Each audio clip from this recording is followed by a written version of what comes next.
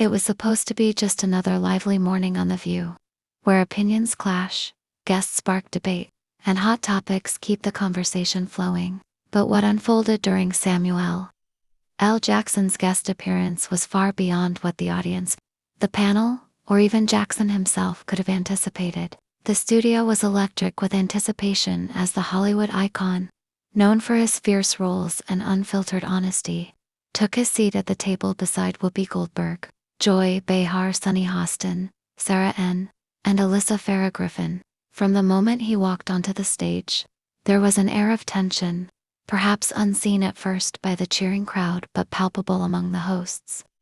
Jackson had been invited to discuss his latest film, a gritty, powerful exploration of justice in a fractured society, but very quickly, the conversation veered off course, igniting a fiery exchange that would ultimately lead to Jackson being asked to leave the set in a moment that would be replayed and analyzed for weeks to come.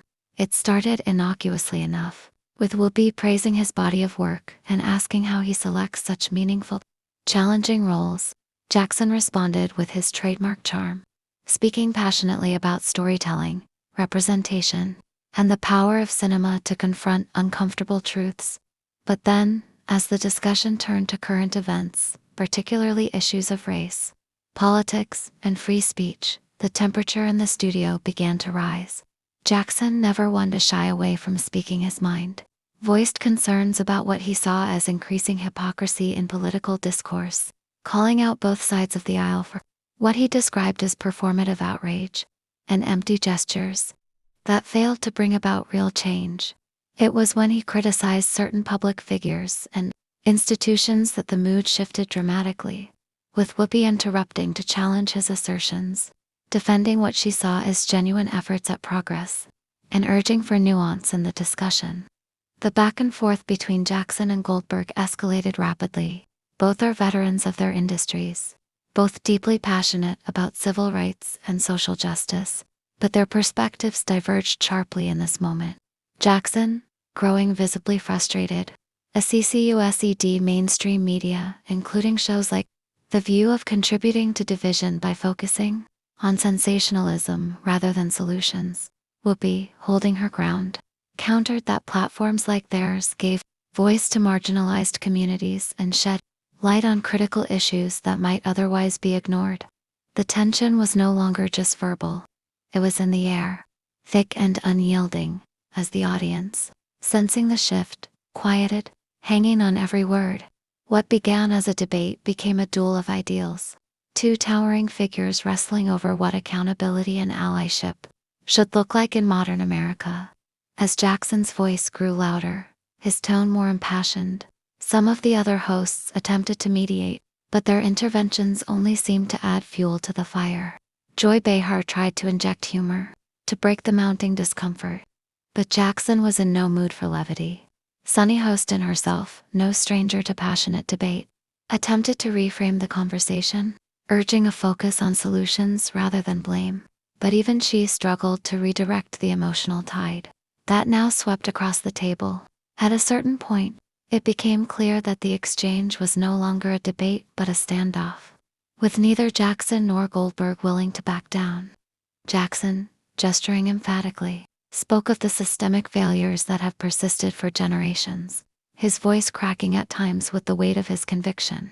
He detailed personal experiences of discrimination, of being silenced, of witnessing the same empty promises decade after decade. Whoopi, in turn, recounted her own battles, her own scars from a life spent fighting for justice and equality. She spoke of the importance of collaboration, of meeting people where they are, of incremental progress in a flawed system. But Jackson wasn't having it. Not today.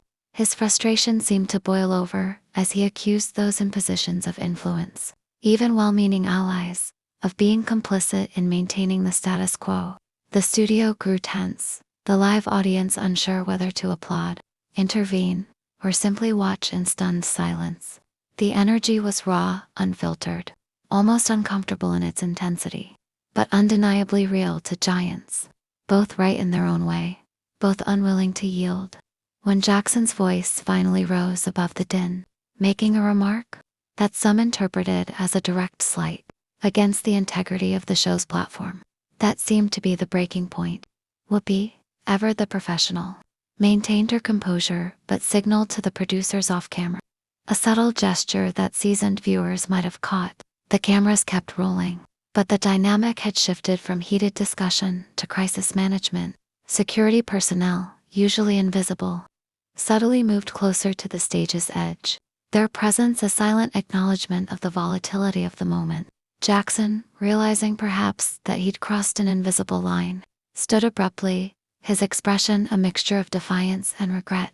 Whoopi tried one last time to de-escalate, her voice firm but calm, urging Jackson to stay, to finish the conversation, to show viewers that disagreement doesn't have to end in division. But the die was cast.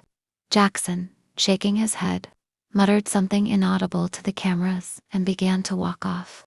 The audience, caught between applause for his candor and murmurs of dismay at the spectacle they'd just witnessed, the incident sent immediate shockwaves through social media, with clips of the exchange going viral within minutes. Viewers and commentators dissected every word, every gesture, taking sides, offering analysis, and in some cases, fanning the flames further. Was Jackson out of line, or was he speaking an uncomfortable truth that needed to be heard? No matter how messy the delivery, was Whoopi justified in her efforts to keep the discussion constructive, or did she inadvertently stifle a necessary reckoning? The questions multiplied, the opinions proliferated, as The View became the center of a national conversation about free speech, civility, and the limits of on-air debate. Behind the scenes, reports surfaced of emergency meetings among producers, discussions of how to address the fallout, how to preserve the show's reputation, while honoring its tradition of fearless dialogue. Jackson, for his part, released a statement hours later, clarifying that he meant no disrespect to the hosts or the platform, but standing by his remarks and urging Americans to focus on the issues at hand rather than the drama of the moment.